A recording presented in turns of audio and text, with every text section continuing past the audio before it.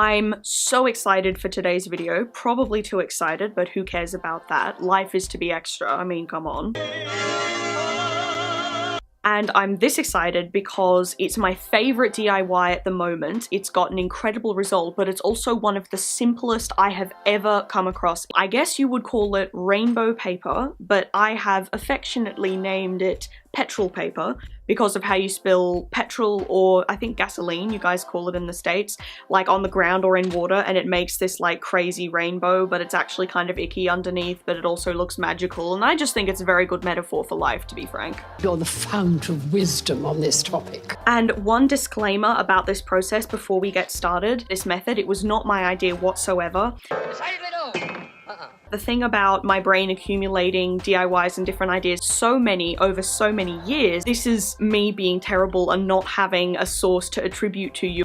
You are the worst. And I should have a source, but I can't remember it, and I need to be better with this at the start. But yes, I'm excited for this DIY. I love it. I'm going to show it to you, but I absolutely did not invent it. But let's go. All you'll need for this DIY is a deep baking tray, black paper, clear nail polish, water, and some tongs. I forgot to say that you also might need scissors for this DIY. My incompetence is truly staggering.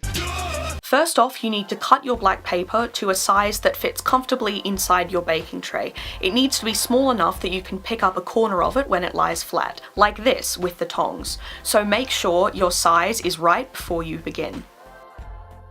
Then add your water to the baking tray. Put the paper in and make sure it's completely submerged to the bottom of the tray. Then the trick is to add a drop of your clear nail polish onto the surface of the water And let it dry for about 3 minutes. so that the light is trapped underneath, creating this awesome effect. Then, very carefully, lift up the paper so this film you can see here sticks to the sheet once you lift it. I like to do it corner by corner, just really slowly, let the excess water run out under the film. I'd love to know the scientific reason why this works the way it does. If you know, comment down below, but isn't it so beautiful?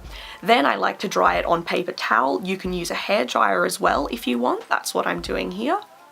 Look at the effect, it's just incredible. I like to make petrol paper in batches once I've got the water and the baking tray out. I highly recommend it. It's quite therapeutic to see this beautiful, impossible seeming effect happen before your eyes on all of these pieces of paper. A word for us crafty types, I know we like to use protective sprays, whether matte or gloss, in order to preserve the finish of any kind of art paper or special kind of thing that might get damaged. But unfortunately, because of the nature of the nail polish film in this DIY, a matte spray and a gloss spray both soak the film layer and spoil the effect. So unfortunately, this is a time we need to stay away from our otherwise trusty sprays. But isn't this worth being careful? Every piece of paper has its own unique look that you have no control over. I mean, you get seahorses, you get gas giant planets, you get holographic lungs, you get mushroom clouds, and you get the most incredible rainbow that I can't even articulate, but all I can say is that they just represent everything good about light and color in my eyes. That's it for this video. I hope you get some rainbow magic into your life, whether it's from the hands of fate or from making this paper, and I'm sorry if I've got you addicted to it, because I've definitely been addicted and now I've infected you too. I'm sorry, we're just gonna be rainbow obsession zombies. See you in my next video. Stay magic, keep creating, and remember, I love you, keep going.